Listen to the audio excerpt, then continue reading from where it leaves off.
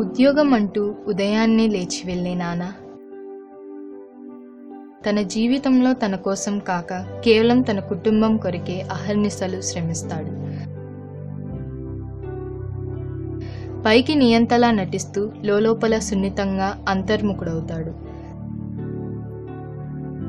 శరీరానికి మనసుకి ఏ కష్టం వచ్చినా తనను తాను నియంత్రించుకుంటాడే కానీ తనలో సగ భాగమైన ఇల్లాలికి కూడా విషయం తెలియనివ్వడు.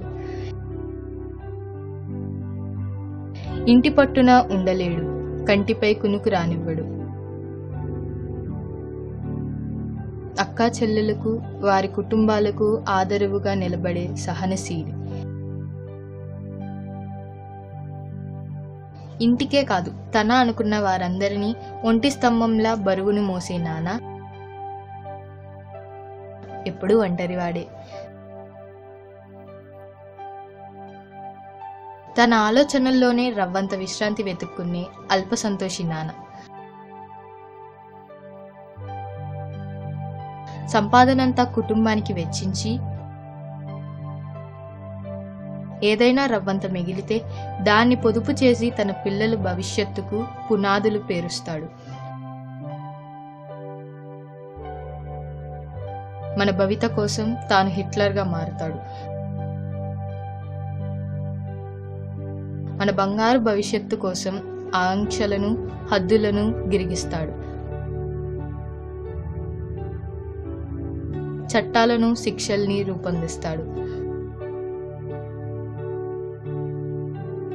మనం మనసులో తిట్టుకుంటూ పైకి అతి వినయం చూపిస్తున్నామని గ్రహించినా మనసులో నవ్వుకుంటాడే కానీ ఇసుమంతైనా ఇబ్బంది పెట్టడు. పైగా కళ్ళ ముందు అంతలా ఎదుగుతున్న మనల్ని చూసి లోలోపల ముసిముసి నవ్వులు నవ్వుకుంటాడు. సందర్భం ఏదైనా కుటుంబం అంతా ఏకమై ఒకవైపు నిలుచున్నా చివరికి తన భార్య సైతం తనను కాదని పిల్లల వైపు ముగ్గినా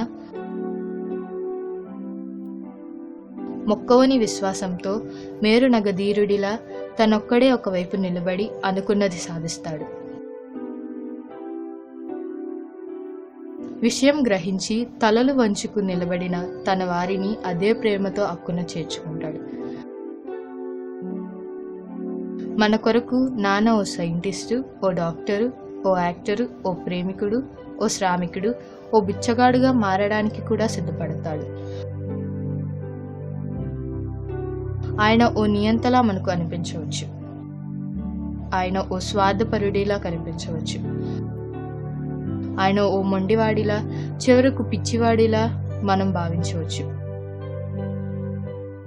కానీ అది నాణానికి ఒకవైపు మాత్రమే. మనం కనుక రెండో వైపు చూడగలిగితే నాన్నలో ఓ నిస్వార్థ యోధుడు మనకు కనిపిస్తాడు. నాన్నలో ఓ కర్మయోగిని మనం చూడవచ్చు. నాన్నలో మన అందమైన భవిష్యత్తును మనం చూసుకోవచ్చు. అమ్మ కొవ్వొత్తే కరిగిపోతూ కుటుంబానికి వెలుగు ఇస్తుంది. కానీ నాన్న ముందే తాను కాలిపోవడానికి సిద్ధపడి అగ్గిపుల్లగా మారి ఆ వెలుగుకు నాంది వచనం పలుకుతాడు. నాన్న, నువ్వంటే మాకెంతో ఇష్టం నాన్న. వేలు పట్టి మమ్మల్ని నడిపించే నాన్న, నీకు ఆసరా అవసరమైనప్పుడు నీ అంత ప్రేమగా చూసుకుంటామని గొప్పలు చెప్పం, కానీ చేయి విడవమని ప్రమాణం చేస్తున్నాం నాన్న. మా మీద ఒట్టు. అంటే మరలా మాకేమవుతుందో అని భయపడతావు కదా. సరే, నీ మీద ఒట్టు.